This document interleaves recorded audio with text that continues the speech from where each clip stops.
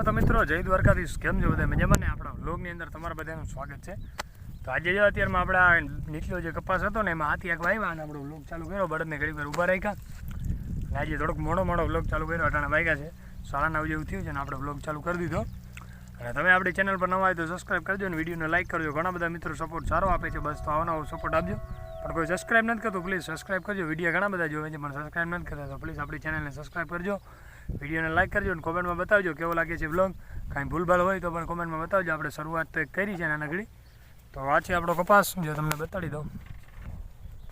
આપણે હજી આમાં એક દાણ નેદી ગયા છીએ અને એક દાણ હજી પાછું નેદવું જોઈશે. અને આ પાટલાનું ખડ છે એ બધું તો આપણે ભેગું કરવું જોઈશે. અને આ જો અહીંયા ભાઈબંધનો કપાસ જોઈ લ્યો, આમાં કંઈ કપાસ જ નથી દેખાતો, બધું ખડ જ છે. અને આપણો આ કપાસ કેમ છે જોઈ લ્યો, જોરદાર ને. બાકી આપણા બળદ હાલે અત્યારે, આપણે જો આટલું આખ્યું છે. તો ચાલો આપણે ધીરે ધીરે હાથી ચાલુ કરી દઈએ. હમણાં હાથીના બ્લોગ આવશે કારણ કે હમણાં તો હાથીનું જ કામ હોય, બીજું કંઈ કામ ના હોય. તો ધીરે ધીરે આંકવા માંડી. તો આપણે આવ્યા અત્યારે જો વાછડીનો ખીલો બદલાવા, વાછડીનો ખીલો બદલાવી નાખીએ. તો હવે આપણે પૂનમનો ખીલો બદલાવી નાખીએ. આપણે હવારમાં બાંધી ગયા હતા, બાકી પૂનમે જઈ લઈએ દંગડાને કેમ ઘૂમરે ચડાવ્યું. અહીંથી ઢળીને જેટમાં લઈ ગઈ. હવે આપણે એને આંકડા બાજુ લઈ જઈએ, સેટો આ બધો ખાઈ જાય. આપણે પૂનમનો પણ આપણે ખીલો બદલાવી નાખ્યો. આપણું હાથીમાં ઊભું રાખીએ ને આપણે ખીલા બદલાવા આવ્યા હતા ઢોરના. આ પૂનમનો પણ આપણે જ્યાં બદલાવી નાખ્યો. હવે આખું થોકડ ને બધું ખાઈ જાય. જો આપણે ખેતરમાં હાથી આગી છે અને આમે જો હરિભાઈ હાથી આગે છે, બરાબર. એના ટ્રેક્ટરથી હાથી આગે એના પડામાં અને આપણે જો પડામાં હાથી આગી છે.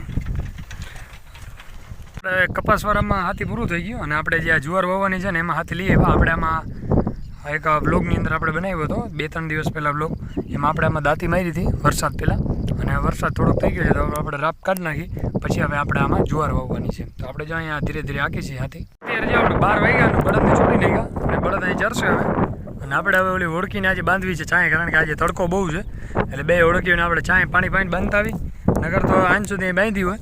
પણ બળદને આપણે જો ચરતા અહીં લઈ આવ્યા સેડામાં વચલા. હું આ ચરતા હતા અહીંયાથી, પછી આપણે વચલા સેડે લઈ આવ્યા. હવે અહીં ચરશે. આપણે જવું છે બપોરા કરવા અને બળદ ચરશે ઘડીક વાર રેટા એની રીતે. જો ઓલા સેટેથી લીધું હતું બપોરે, માં લીમડા આગળ છોડી નાખ્યું હતું. બપોરે આપણે જોયું ને અત્યારે જ્યાં સેટે પહોંચવા આવ્યા, થોડુંક છે 2 વીઘાનું વાંકવાનું છે, બાકી બધું હાલી ગયું. અને પછી આપણે બળદને ચારવાના છે. તો આપણે ધીરે ધીરે આંકી છીએ એટલામાં આવું છે થોડું.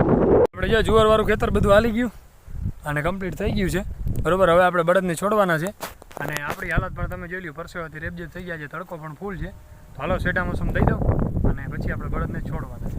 છોડીને કે જો તમને બતાડું એમાં સેટે ચરે છે.